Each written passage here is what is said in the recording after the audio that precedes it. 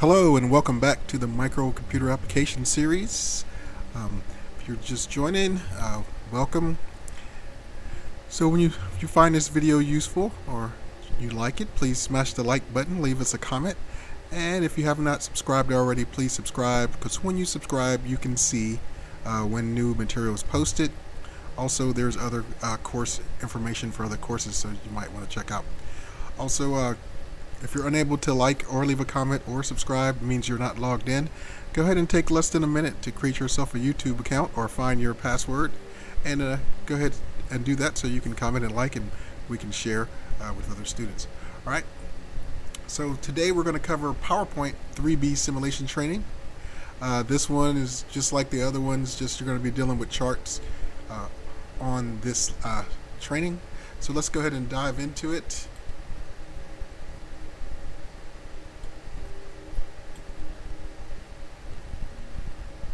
And just like the other ones as well, make sure you're on the correct slide. For the most part, for this one, they'll put you on the correct slide for the most part. So starting off on slide 2, let's go ahead and click on slide 2. In the content placeholder, insert a 3-column table row. So you want to go where it says insert table, click that, left click it, and then you can just turn this to 3 or scroll down to 3.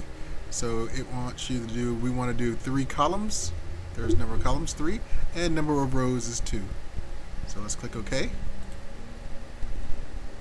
And there's our chart. So enter athletics into the first cell. So you see the cursor is going right there. So you just type it in. Make sure you use capital A. Then press tab. And we're going to do leisure for the next one. Capital L. Press tab when that comes up. And we're going to do arts. Capital A. And you want to press tab again to move to the next row. The remaining text will auto-complete. And there you have it. So that's all for task 1. So it's creating a table. Task 2 is inserting rows and columns in a table. So first you want to go to slide 2, and we're already there with the insertion point in the last cell of the second row, which it is. Press tab on the inserted row, type youth. So we're going to press tab, and it's going to insert another row for us. And then we can type in youth with a capital Y. And we have some autofill for us. So in the table, insert a new column to the left of the first column. So let's go ahead and highlight this column and then go insert to the left up here under rows and columns. And this is under the layout tab. I didn't have to change mine, so hopefully you're still in the layout tab. And the rows and columns group, insert left. So I did highlight this row first so that it knows it has a reference point. So next, in the second row, click the first cell of the table, enter the text largest enrollment. So here's the second row, and there's my cursor. So I'm going to type that with capital L and capital E. Largest enrollment. And then enrollments. So the S, once you type that, it's going to take you to enter text primary in the third row, first cell. So I'm just going to click down over here. So primary market,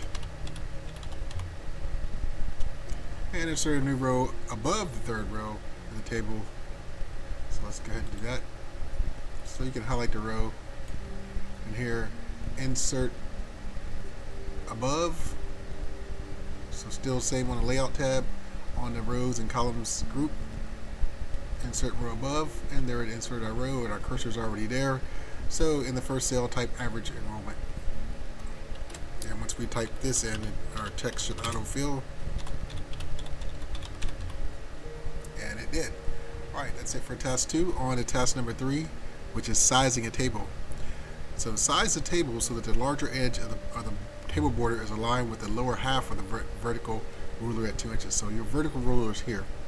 Here's the upper half, here's the lower half. So you want to have the bottom of the table even with this. And if you just grab this corner, just go straight down. Once you get this arrow shaped like mine, left mouse button, just drag it straight down and try to see that little red line on the 2. Once you've done that, let up off the button, and you've got it right there. Alright, click the first table cell and then distribute the rows of the table evenly.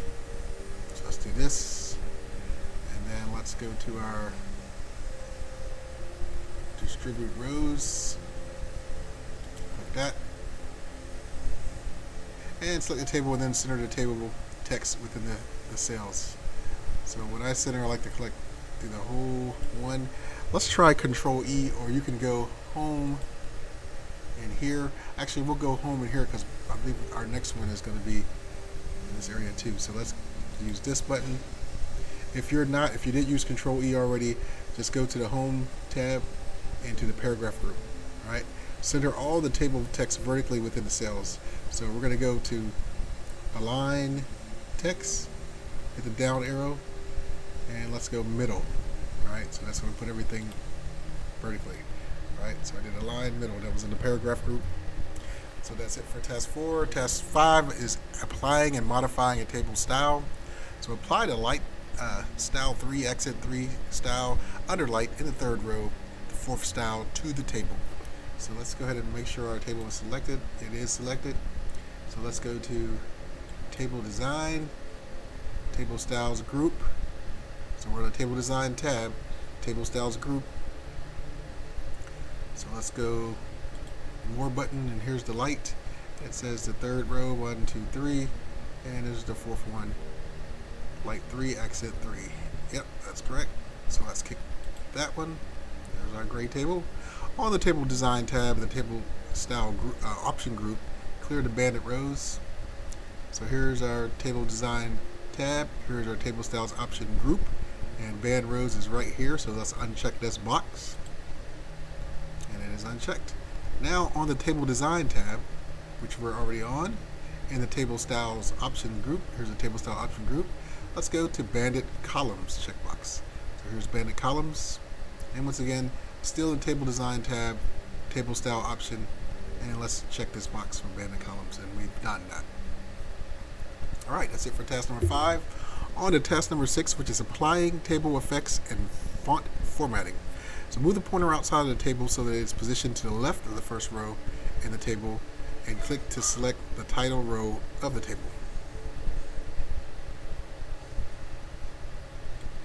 So there's a title row. Apply the round cell bevel effect in the first row, the first bevel style. All right, so let's go to Effects, and Effects. You're in the Table Design tab still, Table Styles group. Click on Effects, and we're going to go Cell Bevel, and the first one is round. So click that, and change the font size of the text table to 28. So here's some, you can right click it, or you can go to the good old home button and scroll down here. There's 28. So I went to the Home tab and the font group, and clicked on the down arrow, and then selected 28. So there it goes. It changed our size. And apply the bold to the 4 cells in the first column. So they're selected. Let's do bold. What do we do? Oh, they're not selected. Now they're selected.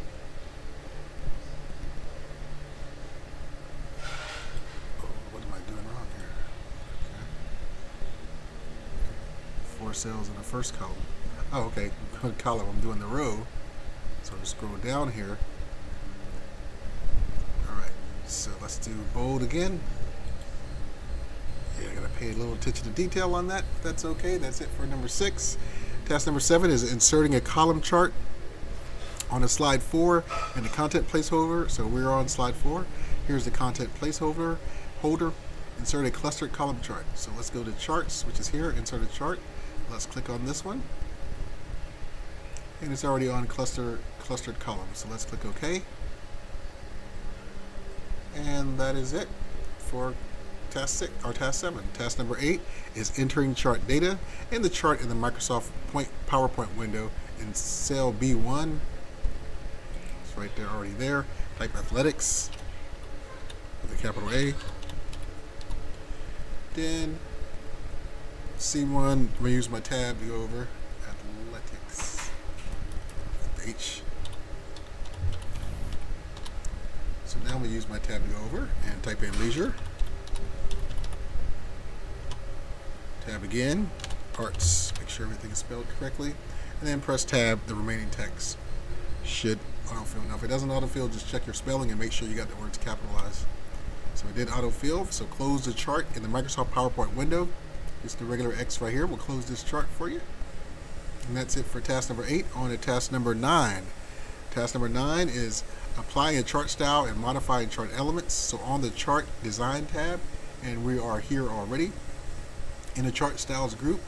Here's a chart styles group. And click more, just the good old more button. Just click that. And apply the style 5 in the first row, the 5th style. 1, 2, 3, 4, 5. There we have it. Alright, to the right of the chart, click chart elements. Here's the chart element button here. Remove the chart title from the chart. So here's the chart title, just uncheck this box. So once again, this is the chart element. Open this and remove that arrow. And then to the right of the chart, click chart elements, remove the chart title from the chart, close the chart elements. So let's just click this button again and that'll close it. Alright, that's all for task number 9. On to task number 10, creating a line chart and deleting chart data. So on slide 5, which we're on, in the content placeholder, insert a line with markers. So let's go to this chart again. Select that, insert chart. So this time we're going to go down to line, and here's line right here, so let's click that. And then with markers, I think it's this one here. Let's see, yep, line with markers. Click on that, and then select OK. So in the B1 cell, type youth. Here's B1 already selected, so let's get to typing. Capital Y.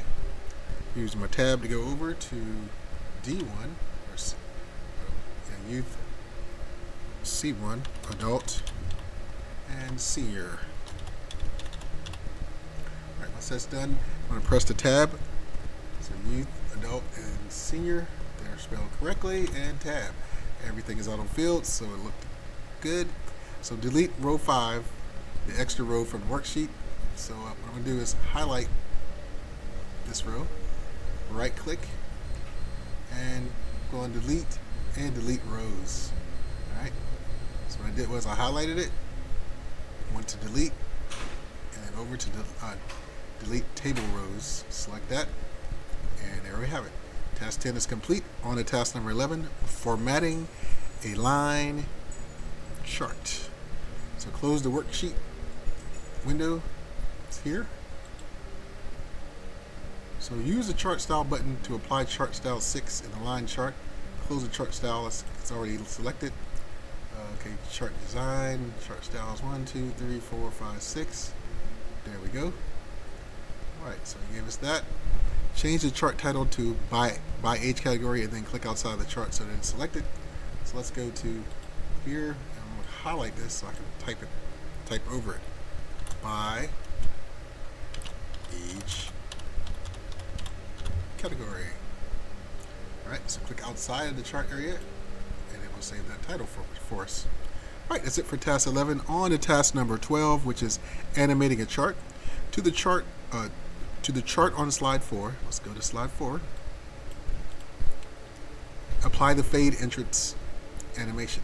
So let's go animations and fade. Actually, yes, there. Fade right here. Yep, what I did wrong. To the chart, so you gotta select the chart. There we go. Then hit fade. So you notice it's selected, got the bubbles around it. There we go.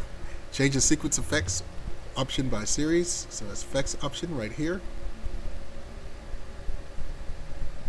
Should be for the whole slide, but let's try it by series. So that time I didn't have to select the chart. Preview the animation on slide 4. Let's go slideshow. Let's go from current slide when we're on slide 4. So I'm in the slideshow tab, the start slideshow group, and from current slide, which is selected. 4 is selected. So let's hit that.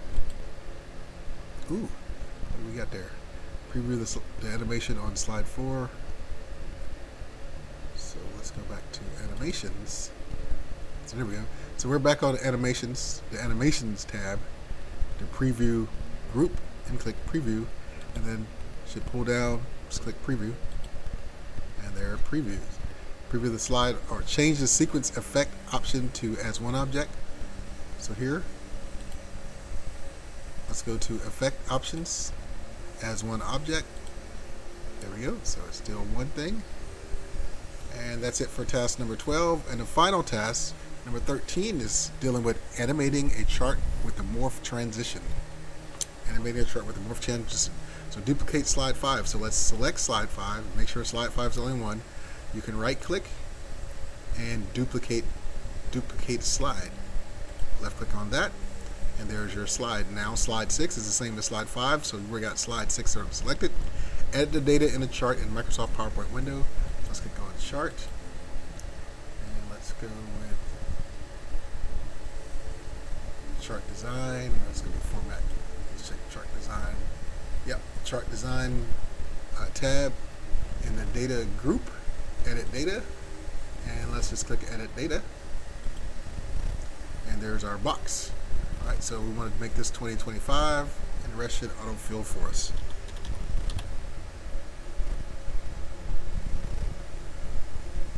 So it's A2, 2025. And close the chart. It didn't need autofill. Let's go. There we go. So click outside of that, or hit tab, or hit tab, or click outside of that, and it will autofill. So then close the window, of course, by pressing the X here. Let's get you out of that. And now apply the morph transition to slide 6. So since we're doing transitions, let's click on transitions. And there's the morph. We're on slide 6 still.